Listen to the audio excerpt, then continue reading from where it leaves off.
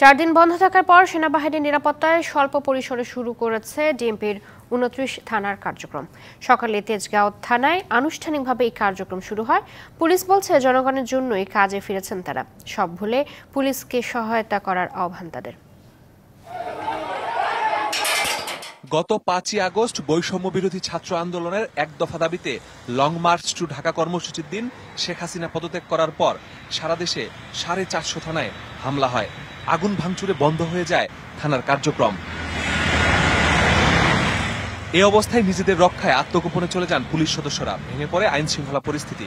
বৃহস্পতিবার সেনাপ্রধানের সাথে আইজিপি সহ পুলিশের ঊর্ধ্বতন কর্মকর্তাদের বৈঠকে সিদ্ধান্ত হয় সেনাবাহিনী নিরাপত্তায় চালু হবে পুলিশি কার্যক্রম। সে অনুযায়ী শুক্রবার সকালে তেজগাঁও থানায় সেনা সদস্যদের উপস্থিতিতে আনুষ্ঠানিকভাবে শুরু হয় কার্যক্রম।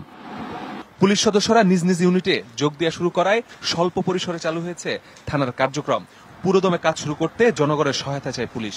অস্বীকার করব না যে এটা আমাদের অনেক ভুল বা ব্যর্থতার কারণে এই পর্যায়ে আজকে আমরা এইগুলো ওভারকাম করে আগামী দিনে সত্যিকারে মানুষের প্রয়োজনে যাতে এই বাহিনী থাকতে পারে, আমি যে কয়দিন আছি বা আমার যে সহকর্মীরা আছে তাদের নিয়ে আমরা এই সেবাগুলো অব্যাহত রাখার চেষ্টা করব। সম্মানিত যারা সিটিজেন আছেন তাদের কাছে আমি রিকোয়েস্ট করব যে আপনারা তেজগাঁও থানায় আসেন এবং সামগ্রিক পুলিশিং যত কার্যক্রম এখন থেকে আমরা এখানে শুরু করব এবং সব ধরনের যে জনগণের যে সহায়তা, পুলিশি সহায়তা আমরা এখান থেকে প্রদান করব। শুধু তেজগাঁও নয়, কাজ শুরু হয়েছে ডিএমপির 29 থানায়। সাধারণ ডায়েরি সহ অফিসে বসে দেয়া যায় এমন সেবা চলছে আপাতত। সেবা নিতে আসছেন নগরবাসীও। আমাদের যে আবেদন ছিল সেটা গ্রহণ হয়েছে, এমনকি কার্যক্রম শুরু হয়েছে।